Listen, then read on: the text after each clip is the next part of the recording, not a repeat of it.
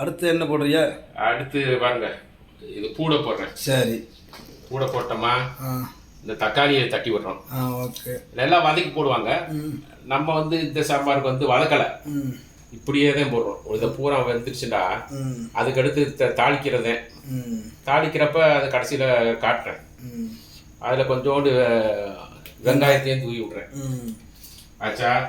ஆச்சு ஆச்சு. இப்போ இதுக்குள்ளே மசால் போடுறோம்.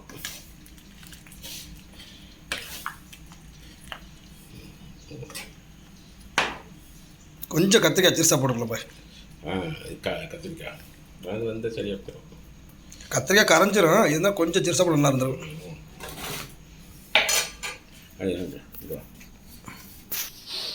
இப்போ மிளகா பொடி போடுறோம்.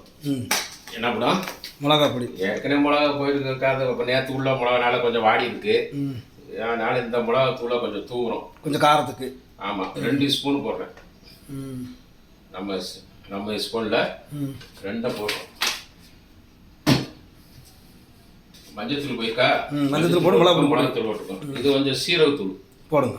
2 சீரகம் நல்லா வாசமாக இருக்கும்ல, அதுக்கு ஒரு ஸ்பூனு. இல்லாத ஸ்பூன் பிடிக்க மாட்டேங்களா? அப்படியே டப்பாவில் அப்படி வாங்கி வச்சுக்கிட்டு இருக்கா? அளவுங்க, இவ்வளோ நாள் சோறாக்கி சாப்பிட்றோம்ல, அதனால ஆகுது. பாருங்க, அப்படியே கிண்ட. அடுத்து இதுக்கு கொஞ்சம் மிளகு சேர்த்துக்கிறேன். மிளகு? ஆமாம், மிளகு கொஞ்சம் தாளிக்கும் போது போடுங்க, அப்போ தூக்கலாக இருக்கும். தாளிக்கிறீங்களா? அதில் போட்டு தாளிச்சு ஊற்றி அதில் வந்து பெருங்காயம் போட்டு. அப்போ நல்லா இருக்கும். பெருங்காயம் போட்டு அதுக்கு ரசத்துக்கும் சாம்பாருக்கு வந்து பெருங்காயம் போடணும். டேஸ்ட் இல்லையா? ஆமாம், அதுக்கு வருங்க.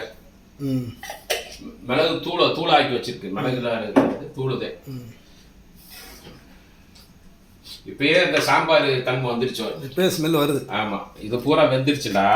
இந்த முருங்கைக்காய் வாசமும் கத்தரிக்காய் சுமலும் அதோட நம்ம கொஞ்சம் ஒரு நெல்லிக்காய் தண்டி இது புளியை போட்ட மாணிக்கு. ரொம்ப புளி போடக்கூடாது, புளிக்குழம்பு மாதிரி ஆயிடும். லைட்டாக இருக்கணும். அந்த புளிப்பே வெளியே தெரியாத அளவுக்கு இருக்கணும். போட்டீங்கடா சூப்பராக இருக்கும். இது ஒரு பெரிய கொம்பு சொத்துற வேலை இல்லை. இது இருக்கு நம்ம ஊரில் கொஞ்சம் அது இதுன்னு ஒரு பாவல் பண்ணுவாங்க. துவரம் பருப்பு, கடலம் பருப்பு அது இருக்கு. தனியாக வதக்கு, அங்கிட்டு சீரகம், சோம்பு இதுகெல்லாம் போட்டு தாளிச்சு விடுறது அங்கிட்டு தனியாக வச்சு. இது ஒரு சுருக்கமான வேலை.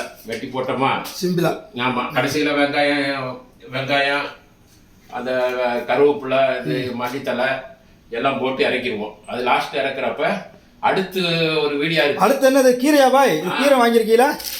ஆமாம், தண்டங்கீரை உடம்பு நல்லது பாய். அந்த தண்டங்கீரை இந்த நானும் தான் தண்டங்கீரை வச்சுருக்கேன். எங்கே வாருங்க, நம்ம தண்டங்கீரை. அது அடுத்து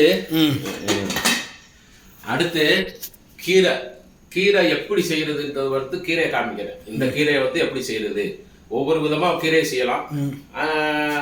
அந்த முட்டையை போட்டு அதை போட்டு இதை போட்டு செய்வாங்க. இது ஒரு இதாக செய்யறேன். அடுத்த வீடியோவில் கீரை எப்படி செய்யறது உங்களுக்கு காமிக்கிறேன். இதோட இதை முடிச்சிருவோம். தாளிக்கும் போது தாளிக்கிறப்ப காட்டுவோம். இப்பைக்கு அந்த சாப்பாடு அதெல்லாம் வேகுது, கொதிக்கட்டும். செஞ்ச மணிக்கு தாளிக்கும் பொழுது இதை காட்டுவோம். கீரை டயத்தில் இதை காட்டுவோம். சரி, ஓகே.